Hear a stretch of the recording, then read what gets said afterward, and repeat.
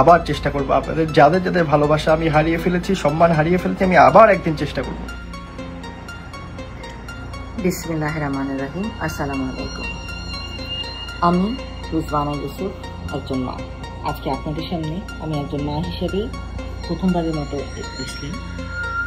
আমার ছেলেকে আপনারা সবাই চিনেন, ফারাজ করিম চৌধুরী, যাকে আপনারা মানবতার ফেরিওয়ালা বলেন আপনারা নিজেদের ভালোবাসার থেকে।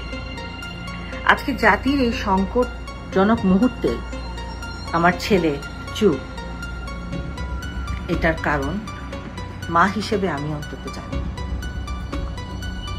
সে যেই ত্যাগ স্বীকারটা করছে সেটা কোনো দালালির জন্য না, সেটা কোনো দলের জন্য না, সেটা তার পারিবারিক একটা চাপের মধ্যে আছে দেখে সে আপনাদের পাশে দাঁড়াতে পারে।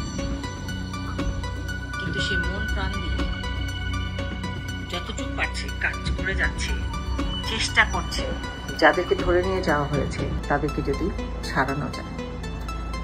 কিন্তু আমি কিন্তু চুপ করে বসে থাকতে পারিনি, কারণ আমি জানি আমার দুই সন্তান আমার কাছে কত প্রিয়।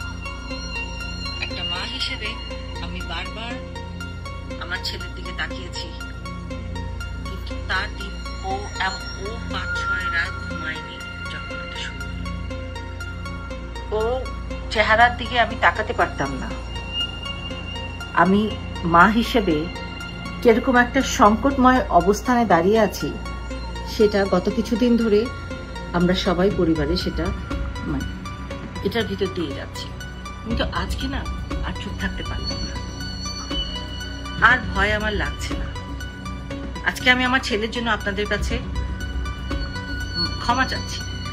আমার ছেলে মানুষকে ভালোবাসে, সে সব সময় তার মনটা অনেক নরম, সে মানুষকে অনেক ভালোবাসে। আজকে আপনাদের পাশে সে হয়তো শ্বশুরের নাই, কিন্তু মন প্রাণ হৃদয় জুড়ে সে আপনাদের সাথে।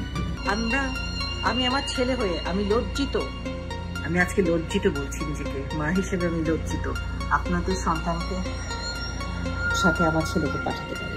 আমি আজকে প্রথমবারের মতো আমার ছেলের সাথে আপনাদের সামনে এসে দাঁড়িয়েছি একজন অপরাধী মা। সেই সব মায়ের আমি অপরাধী যে যারা তাদের সন্তান হারিয়েছেন। আমি জানি না উপরওয়ালা আমাকে মাফ করবেন কিনা, কিন্তু আমি আপনাদের কাছে আমার ছেলের হয়ে মাফ চেয়ে নিচ্ছি। আপনাদের কাছে আমি করজোড়ে মাফ চাচ্ছি। আমি কখনো আমার জীবনে আমার সাথে যারা ছিল কেউ কোনোদিন এই কথা বলতে পারবে না যে আমি এইসবে কোনোদিন সমর্থন দিছি, দুর্যোগে কাজ করেছি, কিন্তু এটাতে আমি করতে পারিনি। এটা আমার ব্যর্থতা, এটা আমাকে নিতেই হবে। আমি জীবনে যদি কখনো সুযোগ পাই আমি আবার চেষ্টা করব। আপনাদের যাদের যাদের ভালোবাসা আমি হারিয়ে ফেলেছি, সম্মান হারিয়ে ফেলেছি, আমি আবার একদিন চেষ্টা করব।